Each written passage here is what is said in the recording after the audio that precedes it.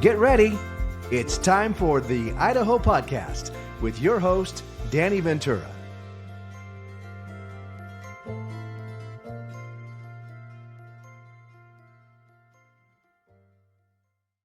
Welcome to the Idaho Podcast, where we feature the people who live, work, and play in Idaho. So glad to have you with us today. My guest is Ernest Woods, and Ernest is a publisher of Star Spirit magazine, as well as he maintains the Facebook page Star Idaho Community News and Chatter. He's also a very active member of the Star Chamber of Commerce and also a member of the Southwest Idaho Business Alliance. Welcome to the show. Thank you, Dan. So glad to have you, Ernest. Awesome. Well, you know, the Idaho Podcast is all premised on the Idaho story and what people either lived here natively or what brought them here. So I know you're a fourth generation native. So what is your Idaho story? Well, started out here in the valley back when 5 Mile and Ustick was all farms, and Boise stopped at Orchard. And they came in and built about 600 homes across the street from our little farm. And at that time, we were outside of the city limits, so there were no leash laws. And believe it or not, people's little Fido started grouping up in packs at night and killing farm animals, which you wouldn't expect that, but they were.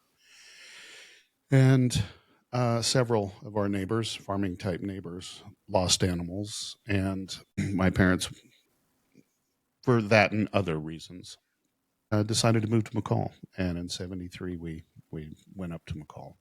And that's really mostly during my formative years where I grew up. All right. McCall is a beautiful place. Holy smokes. And I'm sure you've seen growth there like no other as well. I loved McCall 45 years ago. Yeah, I'm sure. Not so much anymore. So you came back to Star, and I know you even attended BSU. And so Star has been pretty much your home your whole life. Well, I came back. I went to college, but I wasn't living in Star at that time. Mm-hmm. Started a family and lived over off of Vista and right over the hill from BSU. So to make it convenient, and got my degree in communication and journalism. And while I was in school, I actually got a job with a magazine and started out as a writer. I interviewed 850 realtors in this valley. It was a real estate magazine. I wrote a lot of articles for that, and not just real estate, but some other stuff too. I was very busy there, but that's what got me into magazines, was working for that company. Interesting. Well, I know that, again, you attended Boise State, where you took writing and journalism classes. But what led you to publish the monthly magazine Star Spirit, which, by the way, I love the magazine. In fact, I love it so much, I'm advertising in it. But the Idaho Podcast, I love the magazine. What inspired you to do that? Well, I'd worked for several publications, and then I ended up in the corporate world for Micron and AgriBeef, sometimes putting together publications for those corporations that were, I think the largest one I did was like 460 pages. Wow. And sitting there at the computer, I realized I could do this on my own. In fact, I was doing it on my own pretty much. There wasn't much direction at that time. And I realized, wow, I could do this on my own. And then I started looking for opportunities. I helped start Eagle Magazine 15 years ago, put out their first 6 or 7 copies. Then I went over and started Canyon County Magazine and did that for 3 years. Then 2008 hit, and I would pull up to businesses to collect. And I run my magazine. I don't bill my customers until after I go to print, and so that's kind of my guarantee. Is you don't ever have to pay me until I hand you a magazine. That way, you get what you pay for. I'm very successful now. I mean, the magazine seems to be getting thicker and thicker. And in a day and age where most magazines are getting thinner and thinner, I mean, I feel like yours is really, really growing. Well, if you look at our core philosophy, or my core philosophy, I believe small business is the backbone of our country. I completely agree. And I do everything I can to help everyone that comes to me to succeed. Mhm. And so I think that's has a lot to do with why we're growing. That and because we try to be everywhere. Got it. So And in addition to the magazine, you are also, as I'd mentioned earlier, you're very active in the STAR community, the Chamber of Commerce, the Southwest Idaho Business Alliance, and you also have a Facebook page that you moderate that has almost 11,000 people in the group, followers, I should say. yeah, the Star one does. Just yeah. And, We actually have 7 groups. oh, okay. Eagle, Star, Middleton, Nampa, Caldwell, Meridian, and then we have the political one. Okay. So it's called Politistar, and that's where we send people who want to make comments that most of the people in the main groups, they're not there for that. And so we encourage them, go over to Politistar. Rules are less restrictive, and as long as you follow Facebook rules, you're fine. Mm-hmm. Got it. So, but as far as the Star group, that originally started out when I was working overseas, and I started that group to keep in touch with friends here in Star. Well, having 11,000 followers or members of that group is pretty impressive. So, and that's just in Star. You come to join my group. Every single account is vetted that they're real, at least reasonably vetted is what I can do online. There have been a couple accounts where I'm like, I really think this guy's real, and I'll just send him a message and kind of talk to him a little bit and make sure. We get a lot of scammers. Some months I've seen as high as 60% of people that are refused to join the group. And I think our lowest is about 40. So if you look at almost being 11,000 and consider that we're declining 30 to 50% of people that ask to join, it could be a lot bigger. But we verify every account and every business. Well, I appreciate that you put such emphasis on the authenticity of it, because I think that's what makes it a great site. And by the way, for the listeners, it's Star Idaho Community News and Chatter. That's the name of the group. Right. And again, you will be vetted if you want to join the group. But it's a great group, and a lot of entrepreneurs, businesses, and folks in the community. And I've really, really enjoyed being a part of the group. So. Well, I'm not sure how I got through your vetting process. Oh, absolutely. But the way we're running it, as it started growing and I started putting out a magazine here in Star, I started thinking, how do I marry these two together? And I kind of did mostly just by advertising and word of mouth. It's the only group of the 7 groups I have that doesn't have the name Spirit in the title. All the Eagle Spirit, Middleton Spirit, Nampa Spirit, Caldwell Spirit, they all have Spirit, except for Politistar. They all have Spirit in the title, and I did that because it had been there for 8 years, and I don't think I want to change the name after 8 years. Yeah. So that makes sense. Going back to your magazine, I know it's distributed widely throughout Star in various businesses, and that's where I usually pick it up. But can folks subscribe to it? we do have some subscribers. Okay, all right. Not very many, but Okay. we have a few. But mostly available in stores and restaurants and that type of thing, businesses. Right. But, since January, I mean, it's really been picking up. And we started ordering more magazines because they're disappearing so fast. That's great news. I love to hear that. So yeah. we started printing more, but that doesn't necessarily put more money in our pocket. Right.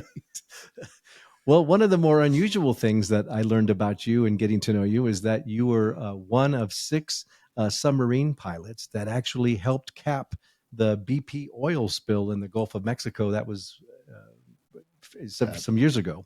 But where did you attain that submarine pilot expertise and experience? And was it during your time in the military, or? No, actually, I had a home here in Star, and I was working for Capital One. Thank you for calling Capital One. My name is Ernest, and can I get your first and last name, please? And I can't tell you how many times I said that. But the director of that facility had committed a crime. I won't say what it was. But Capital One decided to shut the center down and shift everything to Arizona. So they just left. And about 800 people got laid off, and I was one of them. And I was sitting at home, and I had this neighbor who worked offshore. He was a diver. And he kept saying, man, get your resume in. And I'm like, come on.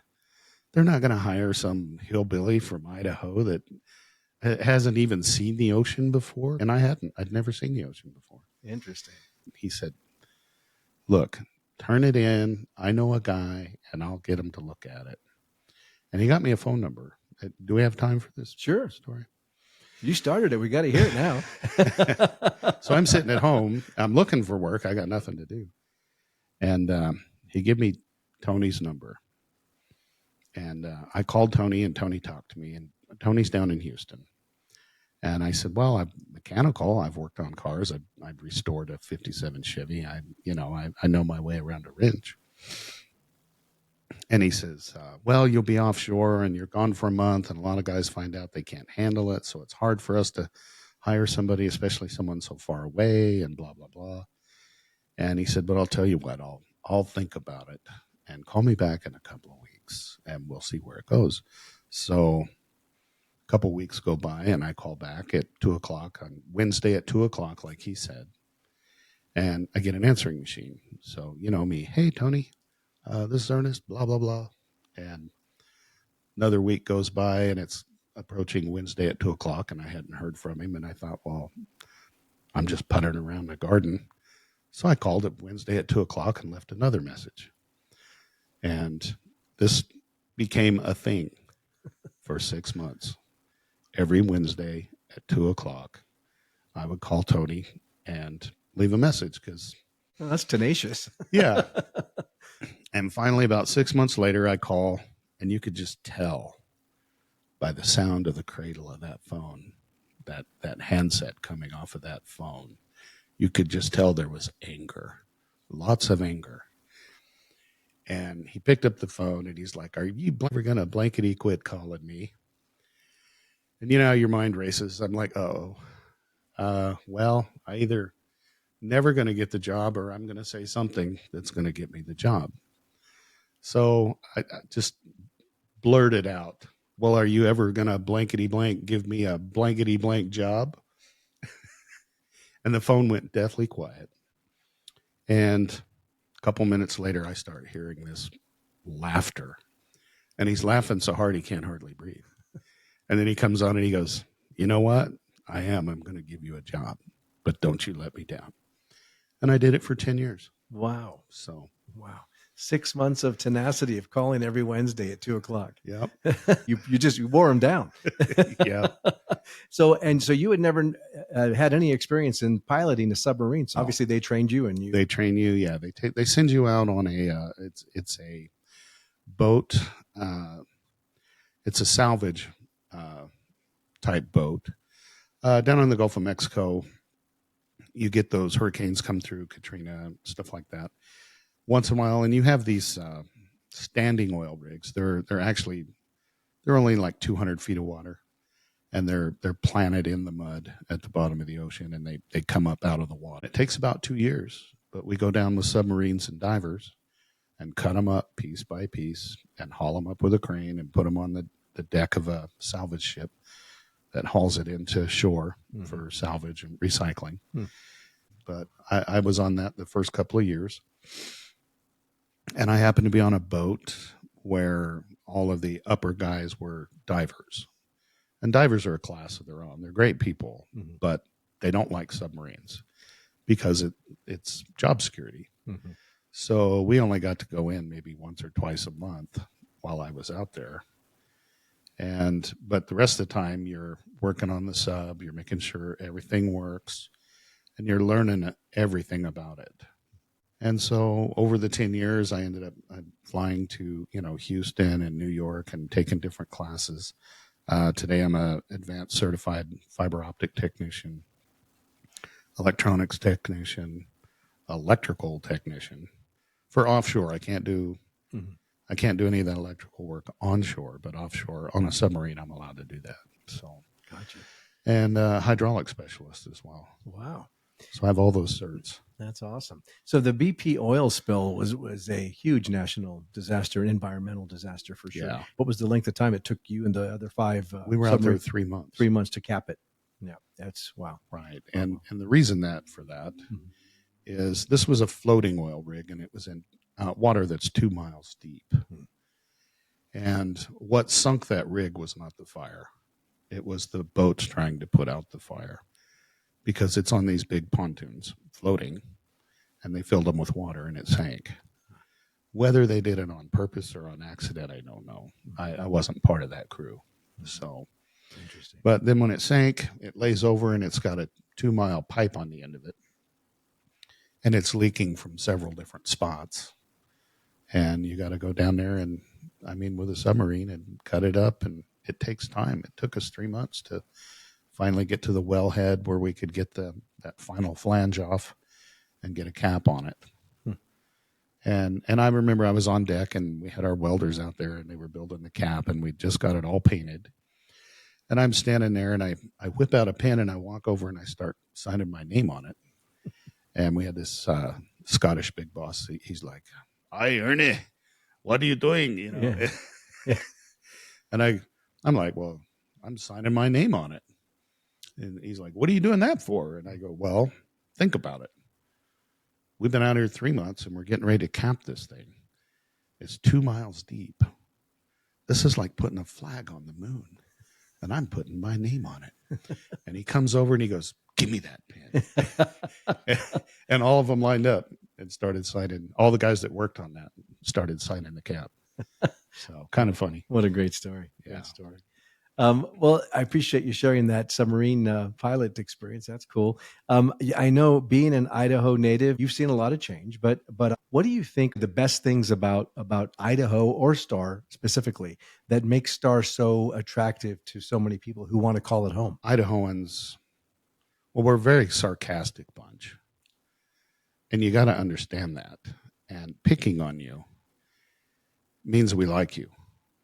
If we're not picking on you or not talking to you, then you got a problem. But I think what makes Idaho special is we are down to earth. We can be sarcastic, but we're down to earth. Mm-hmm. And my whole life, it was a thing. If somebody had a flat tire, you pulled over and helped them. Today, I'm scared to do that. I'm scared to pull over and help somebody. I want to. I'm just afraid, And, but I think what makes Star special is it has that small town kind of a Mayberry feel. And the growth has had a bit of an impact on that, but it's still there. Right. And the people that are complaining about the growth, and I have complained to myself, at some point you got to realize that it's coming. Mm-hmm. It's coming. And just make the best of it. Let's try to make the best of it, and let's keep Star a warm, welcoming, friendly, and fun to live place. Right, and that it is. By the way, Yeah. it's we love it here, and we love the community, love the people. Very genuine, very just very friendly, authentic people here, and my wife and I just appreciate that so much. I think we have a city they got their ear on the rail. They're responsive to those concerns. Mm-hmm. So they're paying attention. Right. Well, the Idaho podcast acronym is TIP, T-I-P. And so we always try to, somewhere in the show, ask for our guests' tip for our listeners. So what would be, Ernest, your tip for our listeners today? It could be an Idaho tip or just a general tip. I would tell folks, especially if they're new coming here, people that have been here, they don't need a tip. But the new folks, if you're moving here from wherever there is, the first thing, change your license plate. Do it on day 1 or day 2. Don't wait, because you're going to find out, why did I move here? That's good advice, actually. I learned that from experience. Yeah. And then the other one is, everybody moves here. Oh, I love it. I don't want to change a thing. I don't think that's realistic. Just you being here is changing things. And that's not to throw dirt at anybody. You moved here because you like what you saw. That's your right. And welcome. But the sooner you realize just being here is changing things and start visualizing yourself in that capacity and be part of the positive part of the community and not the negative part. Hmm. And just be positive. You know, I'm the guy that I meet somebody for the first time and I treat them like I've known them for 20 years. And I'm sure some folks just aren't comfortable with that.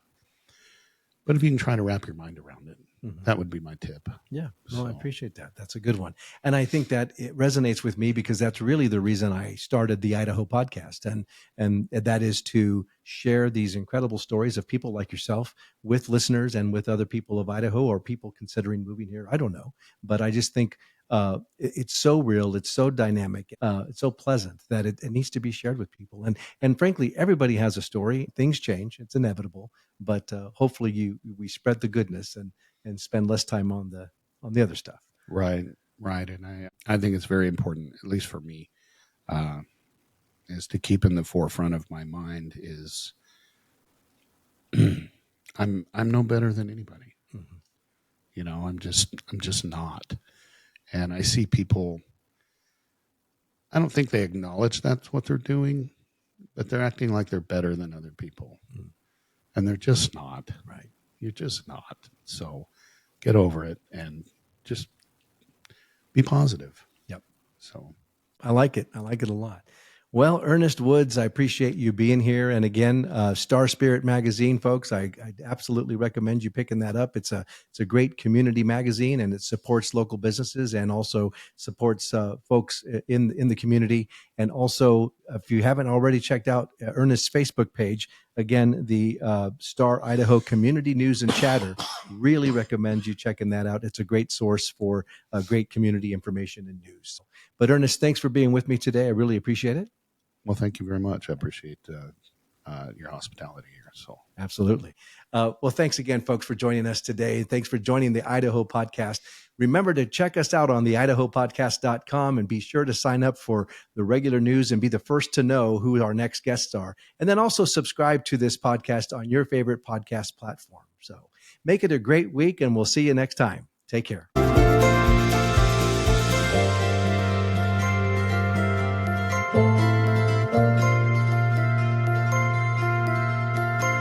Thank you.